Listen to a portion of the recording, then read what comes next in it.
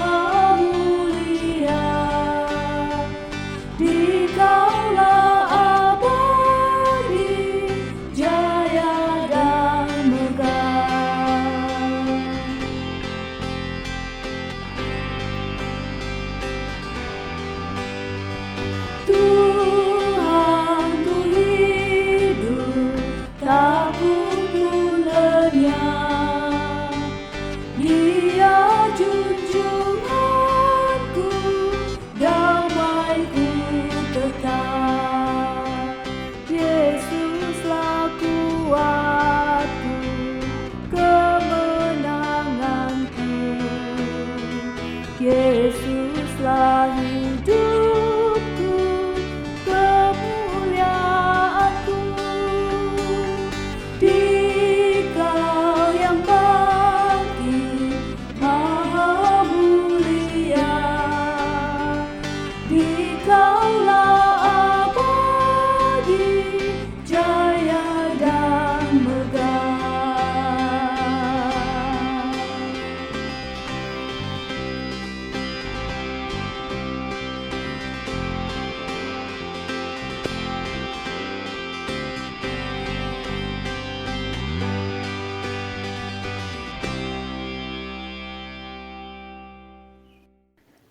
Mari kita berdoa. Tuhan, inilah kami yang memerlukan Engkau. Tuhan, inilah kami yang lemah, tetapi setiap kali kami terus mendapati anugerah Tuhan yang berlimpah-limpah. Dan pagi hari ini kembali kami mau duduk sejenak, merenungkan sebagian dari firman-Mu. Kiranya Tuhan yang tolong kami, supaya kami dapat mengerti dan melakukannya di dalam kehidupan kami sehari-hari. Hanya di dalam nama Tuhan Yesus kami berdoa dan mengucap syukur. Amin. Pagi hari ini saya mau mengajak kita untuk sama-sama merenungkan sebagian firman Tuhan yang terambil dari Markus 16 ayat yang ke-9 sampai yang ke-20.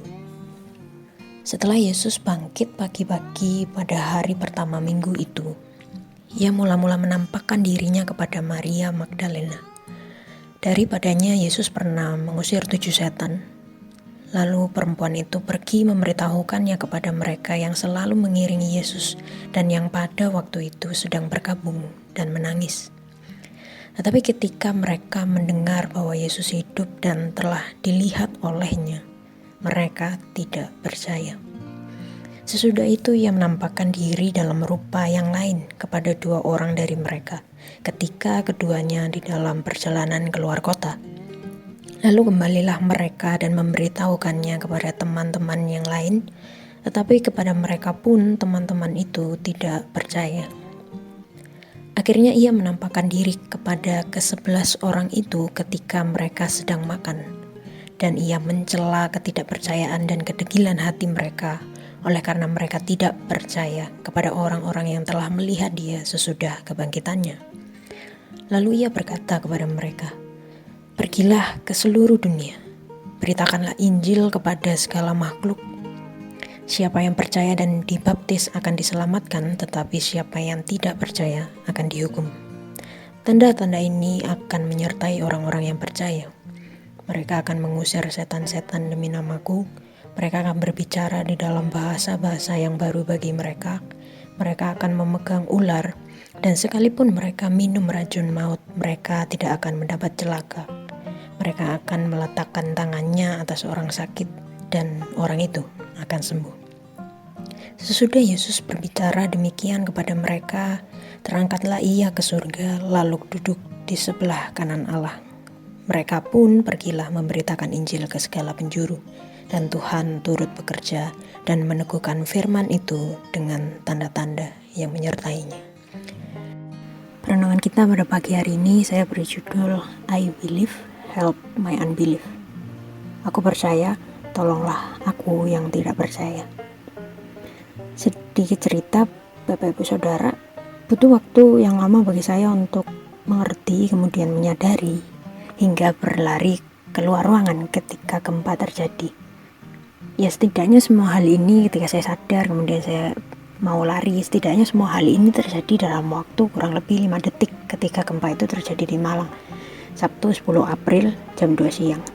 Bukankah semua hal ini pernah dipelajari ya ketika sekolah dahulu, pikir saya. Bahkan Google memberitahukan kepada kita semua hal ini. Semua hal tentang seperti apa gempa itu. Akan tetapi, lucunya ketika gempa itu pun terjadi, saya seolah gagal memahami seperti apa gempa itu sesungguhnya. Walau ya gempa pada dasarnya menghasilkan getaran pada permukaan bumi, semua serba bergoyang. Tapi seseorang dapat saja tidak benar-benar memahami seperti apa gempa sampai hal itu pun terjadi dan ia alami sendiri. Bahkan ketika pengalaman ini betul-betul nyata, seseorang itu masih dapat mempertanyakannya. Benar ya tadi gempa? Beneran? Kerasa gak sih di sana? Kekonyolan pertanyaan ini setidaknya dapat menolong kita memahami situasi dan pertanyaan murid-murid dalam pertemuannya dengan Yesus Kristus. Pada waktu ia bangkit dan menampakkan diri, murid-murid tidak dapat percaya. 3 kali dicatatkan dalam 3 kali pertemuan bahwa mereka tidak dapat percaya. Sebagian mungkin akan dengan cepat mempersalahkan murid-murid atas ketidakpercayaan mereka. Ya gimana enggak? Yesus jelas telah memberitahukan hal-hal mengenai kebangkitannya kepada para murid. Jadi jika demikian, mengapa mereka masih tidak dapat percaya? Namun sebelum itu setidaknya kita perlu memahami di dalam kondisi seperti apa sih Yesus ini menampakkan dirinya. Dan kita baca ketika itu murid-murid sedang berada di dalam kekalutan, mereka berada di dalam kesedihan, dan mereka berada di dalam kegentaran. Karena itu murid-murid kesulitan untuk benar-benar dapat menerima kabar baik itu. Bahkan ketika kabar baik itu ada di hadapan mereka, bahkan mereka telah menyaksikannya dan sudah disaksikan pula oleh banyak orang. Tetapi mereka tidak dapat percaya. Wajar, psikis mereka sedang kacau. Penulis mencatatkan dengan rinci bahwa mereka yang berjumpa dengan Yesus adalah orang-orang yang selalu mengiringi Yesus. Ayat 10 dikatakan bahwa mereka pun tidak dapat percaya kepada pemberitaan Maria Magdalena. Di sisi lain juga ada 2 orang, walaupun memang tidak tercatatkan siapa mereka, tetapi Injil Lukas menunjukkan bahwa kedua orang tersebut adalah murid-murid yang di dalam perjalanan menuju ke Emmaus dan bersama dengan teman-teman yang mendengarnya, tetapi mereka semua pun tidak dapat mengerti. Sampai kemudian Yesus juga menampakkan kepada ke-11 muridnya. Tetapi kepada mereka yang tidak percaya ini, Yesus menyerahkan panggilan pemberitaan Injil. Kepada mereka yang tidak percaya dan keras hati, Yesus memberitakan kabar baik itu yang membawa damai sejahtera. Kini memang jika mereka patut dipersalahkan, setidaknya kita memahami bahwa ketidakpercayaan mereka tidak seharusnya membuat rasa sesal, kesal, dan kebimbangan. Karena dalam ketidakmampuan para murid untuk percaya, kita melihat justru bagaimana anugerah Allah mendapatkan sorotan. Panggung itu diperuntukkan bagi Kristus, dan di dalam hal ini murid-murid dilibatkan Allah untuk menjadi saksinya.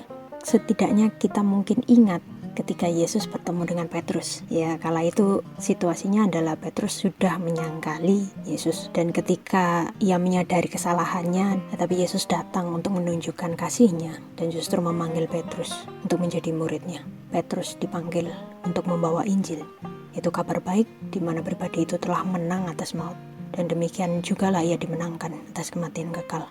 Karenanya biar semakin nyata ketidakmampuan para murid untuk percaya, semakin nyata pula anugerah Allah yang memampukan para murid untuk dapat percaya. Hari-hari ini mungkin kabar baik itu pula terasa hambar. Kematian, kemudian Yesus bangkit, agaknya nampak sebagai bagian dari kalender gereja. Dan mungkin di dalam hati kita kerap mengusahakan penghayatan akan berita Injil ini. Tetapi kondisi mungkin juga membuat kita getir dan membuat kita lelah. Namun biar semua yang biasa kita jumpai ini hilang, kita melihat bagaimana kita diundang untuk kembali datang dan percaya. Pertanyaannya, maukah kita yang tidak mampu untuk percaya ini menjadi percaya? I do believe, help my unbelief. Kebenaran bahwa ia telah bangkit dapat memberi setiap kita sukacita dan damai sejahtera. Terlebih lagi oleh pertolongan Roh Kudus kita dimampukan untuk menghidupi dan menyaksikannya bagi orang-orang di sekitar kita. Amin. Mari kita berdoa. Bapa, seringkali apa yang kami tahu tidak selalu juga kami dapat merasakan ataupun melakukannya. Ketika kami tahu bahwa harusnya kami menjadi orang-orang yang percaya kepadamu, tetapi tidak selalu pula kami bisa merasakan ataupun melakukannya dalam kehidupan kami. Jika kami pagi hari ini menemukan diri kami di dalam kisah yang kami baca, di mana kami menjadi murid-murid Tuhan yang ketika menyaksikan kebaikan-Mu, ketika menyaksikan pemeliharaanmu, pula kami masih tidak dapat percaya. Tolonglah kami ya Tuhan, ketika kami mengatakan bahwa kami percaya, tetapi dalam keseharian kami tahu apabila kami boleh jujur, kami pun sulit untuk percaya. Dan ajar kami untuk menjalankan firman-Mu hari lepas hari. Terima kasih ya Tuhan, hanya di dalam nama Tuhan Yesus kami berdoa dan mengucap syukur. Amin. Selamat menjalankan aktivitas kita, biarlah kasih Kristus yang terus menaungi dan yang terus memampukan kita untuk menjalani hari-hari ke depan. Tuhan Yesus memberkati.